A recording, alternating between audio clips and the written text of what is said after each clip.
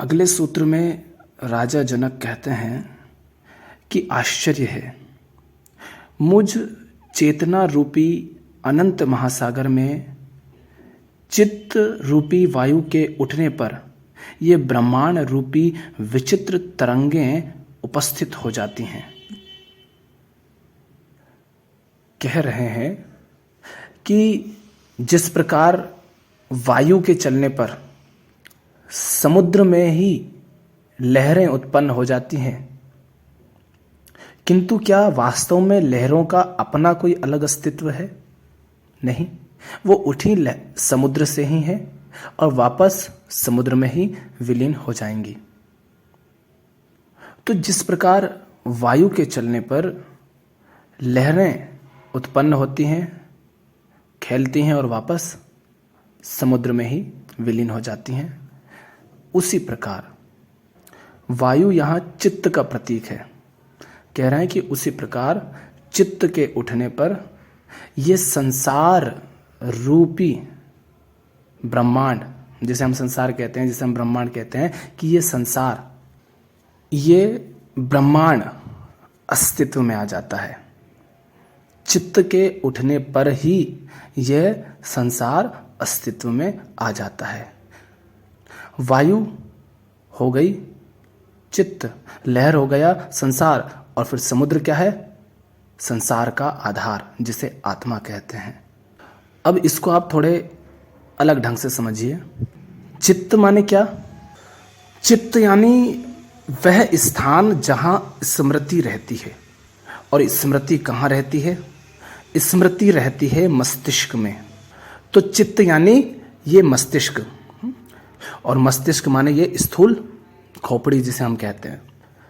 तो जब कह रहे हैं कि चित्त के उठने पर संसार अस्तित्व में आ जाता है, चित्त के उठने पर यानी कि जैसे जैसे चित्त सक्रिय होता है वैसे वैसे संसार अस्तित्व में आपके लिए आता जाता है।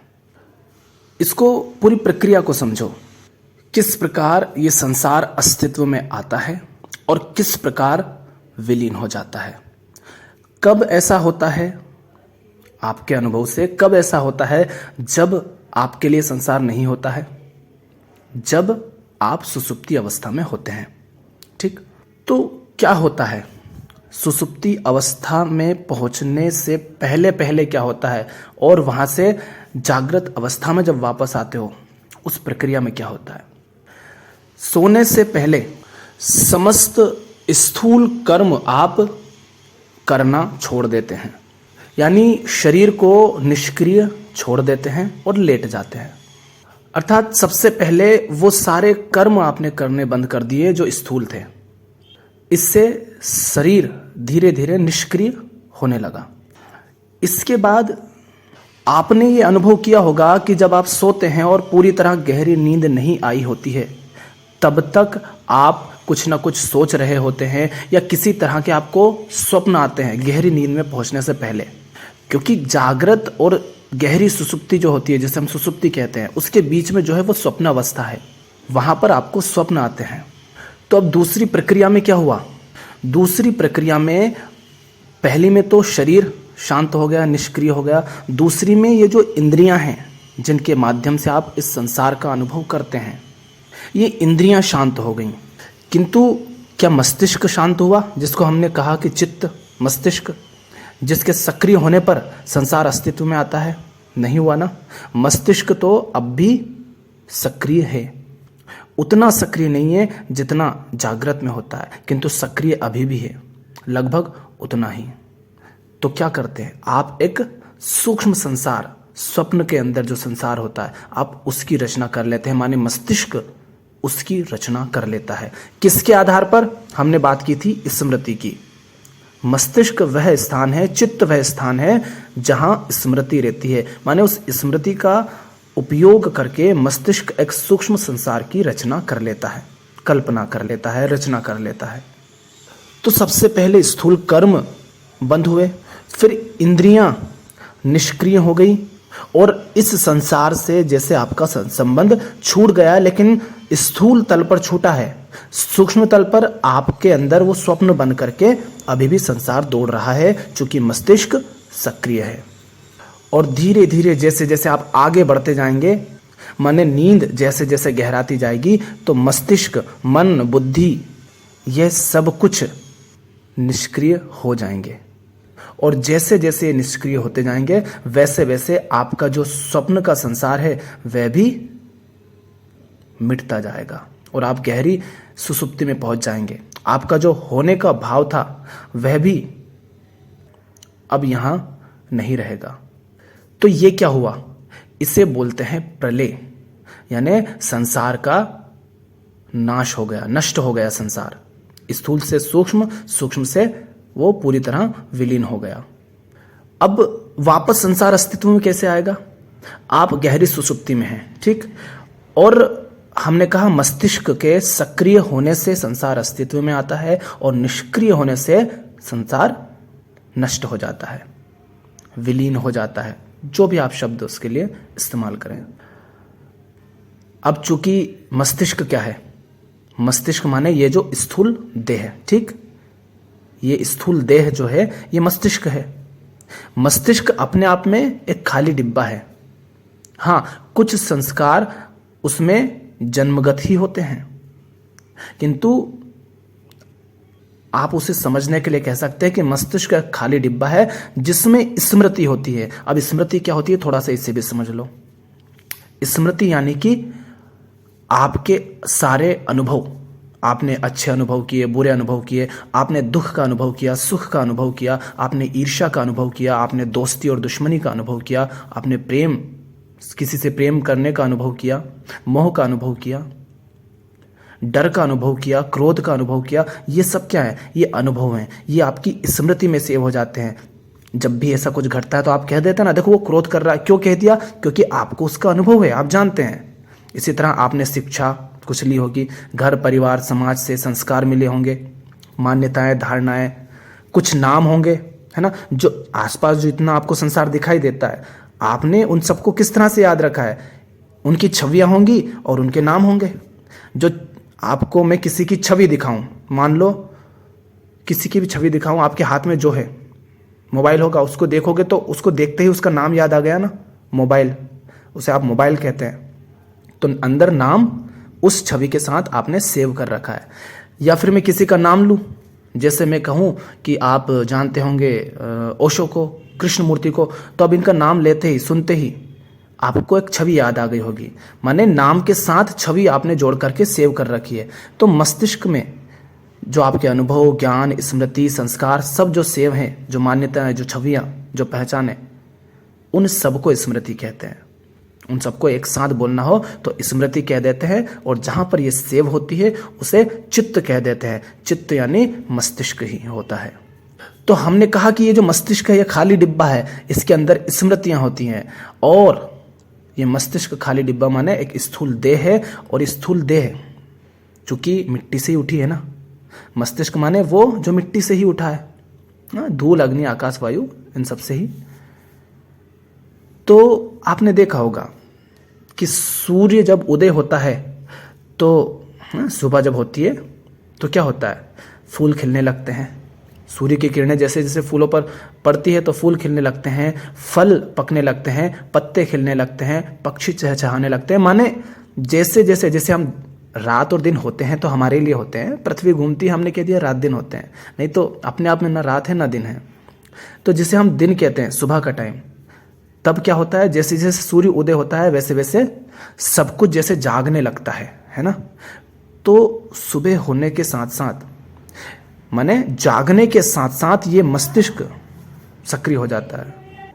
मस्तिष्क प्रकृति है, तो मस्तिष्क जो है प्रकृति के अनुसार ही क्रियाएं करेगा। तो सूर्य के साथ ये जगता है, तो सूर्य के उदय होने के साथ ही ये सक्रिय होने लगता है। और सक्रिय होने लगता है माने इसमें क्रियाएं चलने लगती हैं, हलचल पैदा होती है। तो फिर से याद करिए, या तो आपने अनुभव किया होगा या अब ध्यान दीजिएगा कि जैसे हमने देखा कि सोने से पहले स्वप्न आते हैं या हम कुछ सोचने लगते हैं, उसी प्रकार जब आप जागते हैं तो जागने से पहले आपने देखा होगा कि हम कुछ सोच रहे होते हैं, माने कुछ सपना आ रहा होता है, इसीलिए कई बार आपने ये कहा होगा कि मैं कितना अच्छा सपना आ रहा था और एकदम से किसी ने मान लो कंबल उठा दी, रजाई उठा दी, बिस्तर में से उठा दिया, जगा दिया, पानी छिड़क दिया, कुछ भी कर दिया। ऐसा हुआ होगा कई बार कि कितना अच्छा सपना आ रहा था और तुमने जगा दिया। क्या हुआ ये? बिल्कुल गहरी नींद से सबसे पहले आप कहाँ आए? सूक्ष्म संसार में। फिर से सपने देखने लगे, फिर से कुछ सोचने लगे। यानी पहले क्या हुआ? मस्तिष्क सक्रिय हुआ, और मस्तिष्क सक्रिय होते ही मस्तिष्क ने किसका इस्तेमाल कर लिया? मस्तिष्क में वो जो स्मृति सेव थी, है ना, वो सारी छवियां, वो सारे नाम, उन सब का उपयोग करके सबसे पहले उसने एक सूक्ष्म संसार की रचना कर ली। और जैसे ही सूक्ष्म संसार की रचना हो गई, फिर क्या हमने जब सोए थे तब क्या इससे पहले निष्क्रिय हुआ था? इंद्रियां। तो जब सूक्ष्म संसार सक्रिय हो गया, फिर आपकी धीरे से आंख खुलती है, आपको फिर कानों से कुछ सुनाई देने लगता है। थोड़ी देर पहले जब आप गहरी सुषुप्ति में थे तब आपको सुनाई भी नहीं दे रहा था, बाहर का कुछ भी दिखाई भी नहीं दे रहा था, बाहर बदबू खुशबू कुछ भी हो वो भी नहीं अनुभव हो रही थी। माने इंद्रियों से जो कुछ अनुभव लेते हो वो कुछ नहीं हो रहे थे। लेकिन जैसे ही सूक्ष्म संसार में आए तो आपको फिर धीरे धीरे कुछ सुनाई देने लगा, कुछ अनुभव होने लगे। तो पहले सूक्ष्म संसार में आए, फिर इंद्रियां सक्रिय हो गई। तो इंद्रियों के सक्रिय होने के साथ ही आपको इस संसार का फिर अनुभव होने लगा। वही संसार जो अभी थोड़ी देर पहले तक सूक्ष्म संसार, काल्पनिक संसार था, वही अब स्थूल संसार बन करके आपको दिखने लगा। हाँ, कुछ उसमें बदलाव हो गए, पर उसमें वही सब है जो सपने में थे। और जब इंद्रियां सक्रिय हो गए उसके बाद क्या होगा? फिर आपका शरीर भी पूरी तरह से सक्रिय होने लगेगा, स्थूल कर्म होने लगेंगे। तो इस तरह से संसार का प्रलय होता है, माने संसार नष्ट होता है, और संसार की सृष्टि होती है, माने संसार अस्तित्व में आता है। किसके साथ? इस मस्तिष्क के सक्रिय और निष्क्रिय होने के साथ साथ। तो जनक कह रहे हैं क्या? कि मुझ अनंत महासागर में चित्त वायु उठने पर ब्रह्मांड रूपी विचित्र तरंगे उपस्थित हो जाती हैं। मस्तिष्क के सक्रिय होने के साथ ही ब्रह्मांड अस्तित्व में आ जाता है, संसार अस्तित्व में आ जाता है। संसार है किसके लिए फिर? आप नहीं थे तो क्या संसार था? नहीं ना। अब संसार में जो कुछ भी दिख रहा है, मेरी आवाज भी अगर तुम्हें सुनाई दे रही है, तुम्हारे सामने भी कोई है, वस्तु, व्यक्ति, विचार, कुछ भी जिसका तुम्हें अनुभव हो रहा है, वो थोड़ी देर पहले भी, अगर हम कहें कि थोड़ी देर पहले भी रही होगी किसी और के लिए, जो अपने आप को कहता है कि मैं हूं, पर आपके लिए नहीं रही होगी ना। किंतु जब आप जाग गए तब उसका अस्तित्व आपके लिए हो गया। माने ये जो कुछ भी है वो आपके लिए है और आपके होने से है। आप नहीं हो तो कौन कहता है कि संसार है या नहीं है?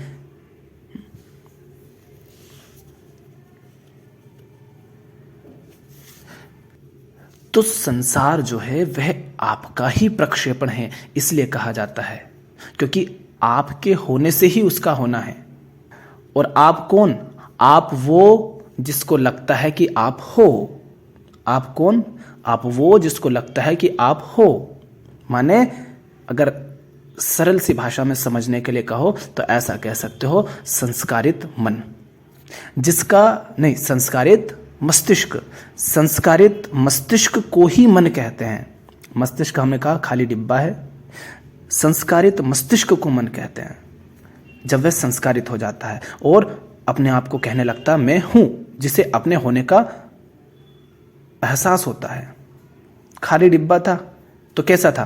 पत्थर की तरह, या थोड़ा पत्थर ना कहो तो कह सकते हो जानवर की तरह। उसको अपने होने का भी एहसास नहीं है, वो नहीं कहता है कि मैं हूं। तो मस्तिष्क था खाली डिब्बे के समान, किंतु वह संस्कारित हो गया। उसने संस्कार ग्रहण कर लिए, जिसके कारण उसमें अपने होने का एक भाव पैदा हो गया, मैं हूं। पर वास्तव में उसका अपना कोई अस्तित्व है नहीं। तो संसार किसका प्रक्षेपण है? उस संस्कारित मस्तिष्क का, जिसको अपने होने का एहसास हो रहा है। इसी को मन कहते हैं, इसी को अहम कहते हैं। इसको थोड़ा सा इस तरह से भी समझें। आपने या तो फिल्म देखी होगी और नहीं तो प्रोजेक्टर और पर्दा देखा होगा, ठीक। नहीं देखा हो तो देखना कोई वीडियो में कि प्रोजेक्टर क्या होता है और पर्दा क्या होता है, फिल्म कैसे चलती है, इस तरह से। तो प्रोजेक्टर है, ठीक। प्रोजेक्टर में अपने आप में तो कुछ होता नहीं है, आप दुकान से खरीद कर लाओ तो उसमें अंदर तो अपने आप में पहले से कुछ होगा नहीं, या तो हम उसमें डलवाएंगे कि इसमें मूवी डालो, मेमोरी डालो, है ना। तो प्रोजेक्टर है, प्रोजेक्टर को समझो कि मस्तिष्क है, ठीक। अब प्रोजेक्टर के अंदर जो चिप लगाई होगी या मेमोरी, जिस भी तरीके से फिल्म को डाला है, उसको समझ लो कि वो क्या है, संस्कार, स्मृति, आपका ज्ञान, आपका अनुभव, वह सब, ठीक। फिर क्या होता है, प्रोजेक्टर और उसके अंदर फिल्में भरी हुई हैं, माने मस्तिष्क के अंदर स्मृति, ठीक। अब सामने है पर्दा। पर्दा क्या है, पर्दा है आत्मा। पर्दा संसार नहीं है, पर्दा आत्मा का प्रतीक है। और पर्दे पर जो फिल्म दिखती है वो फिल्म है संसार। फिल्म क्या है, संसार है। और हमें क्या दिखता है, हमें पर्दा दिखता है या हमें फिल्म दिखती है, हमें दिखती है फिल्म। और हम फिल्म के साथ बह जाते हैं। फिल्म में क्रोध हो रहा है, हम भी क्रोधित हो जाते हैं। फिल्म में शोक मना रहे हैं तो हमारे भी आंसू बहने लगते हैं। फिल्म में हंस रहे हैं तो हम भी हंसने लगते हैं। देखो, फिल्म हो नहीं सकती अगर पर्दा ना हो सामने। तो कुछ ऐसा होना चाहिए जो है, अन्यथा जो फिल्म दिख रही है पर्दे पर, वो तो क्या है, वो तो बस छाया है ना। वो तो बस छाया ही है ना। तुम वहां पर, तुम्हें पर्दे पर कोई आदमी दिख रहा होगा, तुम उसको पकड़ने जाओगे, क्या पकड़ पाओगे क्या, वो है ही नहीं, बस ऐसा दिख रहा है, छाया है। तो वास्तव में संसार है नहीं, पर वो दिख रहा है। वो कहां दिख रहा है, किसके ऊपर दिख रहा है, किसके ऊपर उसका प्रक्षेपण हो रहा है, आत्मा के ऊपर। माने वो जो नहीं है वो दिखाई दे रहा है, पर उसके दिखाई देने के लिए भी उसका होना आवश्यक है जो है। यानी ये संसार का प्रतीत होना ही इस बात का प्रमाण है कि आत्मा है। आत्मा है माने कुछ है जो सत्य है, शाश्वत है, इटर्नल है, उसको आत्मा कह दिया जाता है। तो अब बताओ, जो संसार दिख भी रहा है, फिल्म, वो कहां से आया, वो तो प्रोजेक्टर के अंदर उस मेमोरी से आया, उस चिप से आया। यानी मस्तिष्क के, माने जब प्रोजेक्टर सक्रिय होगा तो क्या होगा, पर्दे पर फिल्म दिखेगी। इसी तरह मस्तिष्क जब सक्रिय होता है तो मस्तिष्क के अंदर जो स्मृति है वही संसार बन करके आत्मा रूपी महासागर पर लहर बन करके आपको दिखाई देती है, संसार बन के आपको दिखाई देती है, फिल्म बन के आपको दिखाई देती है। यानी प्रोजेक्टर ही खुद प्रक्षेपित कर रहा है स्वयं को पर्दे पर। प्रोजेक्टर माने वो जो मेमोराइज्ड है, जिसमें चिप लगी हुई है, माने संस्कारित मन ही, संस्कारित मस्तिष्क ही, माने आप ही, माने अहम ही, माने मन ही, जो भी आप उसे नाम दो, या कहो कि बस आप ही संसार को प्रक्षेपित करते हैं। किस पर, आत्मा पर।